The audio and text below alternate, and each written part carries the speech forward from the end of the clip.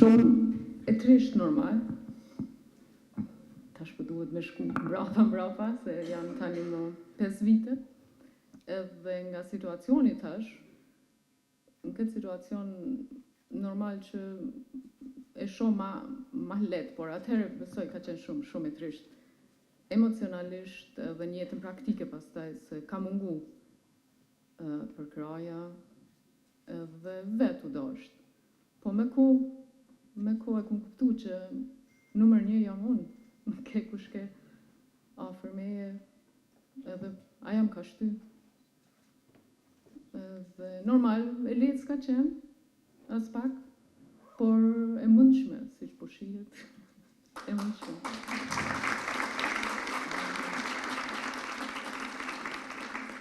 Normal që krijohen pastaj se ndryshon trupi, ndryshon vetja, ndryshon pamja si femër, e krijon një frikë, një pakënaqësi që këtë po ndryshon edhe ti s'ki vlerë më në këtë situacion që je, si femër.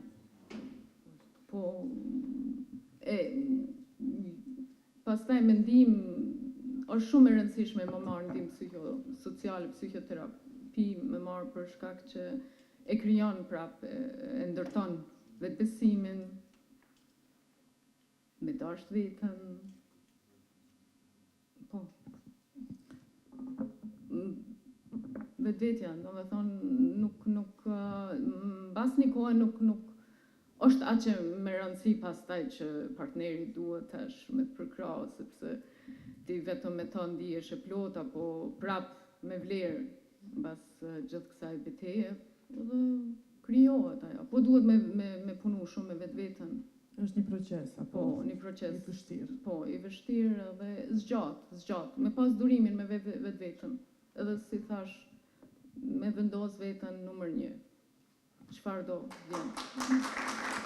Erdha për arsye se unë vetë kam pas betejën me kancerin e gjirit dhe e di shumë mirë çfarë efekti ka kjo sëmundje tek gratë, sidomos tek personalitetet e tyre, familja, partneri, fëmijët dhe familja e gjerë. Unë, kur jam diagnostifikuar, kam qenë mjaft e re, kam pas fëmijë, burin bashkëshorti i cili më don dhe më suporton dhe nuk më largua, për fatmirësisht.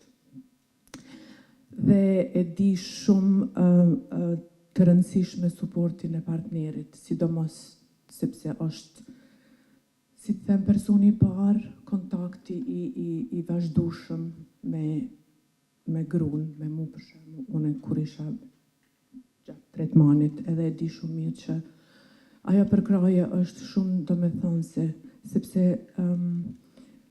shumë gratë tani që diagnostifikohen, po diagnostifikohen shumë të reja, pikan fëmijët e vegjël, dhe kanë një barë të shumë fisht, barën për trajtimin, barën për kujdesin e fëmijëve, barën për me mbajt martesën, për bara e stigmës ndaj sëmundjes. Shumë gra nuk e flasin, shumë gra e mbajnë veti, sepse turprohen, mendojnë që ajo është një ndrim katastrofal i atyre dhe ndoshta edhe vdesin. Do me thonë, është një pozitë cilën ato e vejnë si themi si viktima të diçkafit që as pak fajn nuk kanë. Është më rëndësi të flasim për kancerin e gjinit, sepse efekti tek femra është jo vetëm fizik, do me thonë, nuk len bresa vetëm fizike, po psiqike. Këto bresat psiqike janë shumë më të damshme, shumë më të gjata dhe kanë nevojë një suportim shumë më të gjatë. Partnerët vështirë e kuptojnë, normal, sepse edhe shumë partner, edhe di unë prej besnikut, burrit, që edhe nuk e din si t'i qasen këtij problemit, se normal është si them, një gjë që vjen shumë e papritur, është një traumë, si them, familjare, që vlen presa edhe në fëmijët, në vajzat, frika, ankthi, edhe familjarëve tjerë. Mirë po me partnerin e ke një kontakt shumë atë shpesh dhe është shumë e rëndësishme ta kemi këtë bisedë që t'jetë një vendisim pak më i madh, ndoshta një mësim pak më i mirë, si ndoshta na vetë t'i kërkojmë ndihmën, sepse na jemi gjitha bëhemi nana luftëtare, nana që dojmë mbrit gjitha, me këqyr familjen, me këqyr rrethin, shoqërinë, punën. Gratë, mas pari personat që kalojnë kancerin, sidomos ata që kanë një vit ose dy mase që kanë kalu kancerin, janë njëri për grupeve më të rrezikueshme prej vetvrasjes. Është dikun shifrat janë 30 ose 40% më të larta se sa popullata e përgjithshme që kanë domethënë rrezik për vetvrasje. Edhe sidomos gratë, pasi që kalojnë kancerin e gjirit, sidomos ato që kanë pas operim, kanë edhe një rrezikshmëri edhe më të lartë. Dhe njëra prej arsyeve pse ndodh kjo është për shkak që përderisa i tu ballafaqu, domethënë me çet idenë e mortalitetit tonë edhe me potencialin për vdekje, vinë edhe këtu çështje tjera që i tha edhe fituarja më herët për çështjen e identitetit tonë gjinor edhe mënyrën se çysh shoqënia çe edhe çysh e veten tin krahas roleve gjinore që paraqiten në shoqëni. Edhe kjo i shtyn këgja shumë gra në çdo momente që me pas dyshime të thella që mundën me kriju mas një probleme të shëndetit mendor edhe me përfundu në vetvrasje. Në çdo raste është jashtëzakonisht e rëndësishëm mbështetja komunitetit që e ka përreth edhe veçanërisht edhe partnerit. Se kur te jetu pas pikpyetje se çka është roli gjinor, çka është identiteti gjinor, çka është partneri është domethënë personi ndoshta më që e ka mas leti për me të ndihmu me gjithë rrugën nëpërmjet mbështetjes që ofron. Ashtu siç u tha, është shumë mirë e saktësuar dhe qëndron. Unë besoj që mesazhet e takimeve si ky sot pikërisht duhet të jenë me tone pozitive në kuptimin se në Kosovë, doktor Iliri mund të më korrigjoj, mesatarisht në vit diagnostifikohen 300 raste të kancerit të gjirit. 500. Okay. Unë thash mesatarisht. 500 raste të kancerit të gjirit. Në vitin 2022, nëse nuk jam gabim, në nivel global, është vlerësuar se 9.7 milion gra janë përballë me kancerin e gjirit. Mirë po në anën tjetër, është një prej formave të kancerit e cila ka përqindjen e mbijetesës më të madhen. Do të thonë, kjo është mesazhi që duhet të dalë nga ky takim i sotëm. Do të thotë, është një prej formave të kancerit e cila trajtohet, shërohet, po çdo herë ka dhe raste që përfundojnë me fatalitet, mirë po e rëndësishme është se të bëhet parandalimi i hershëm, të edukohemi që nga moshat shumë të reja për nevojat specifike shëndetësore të grave dhe të burrave.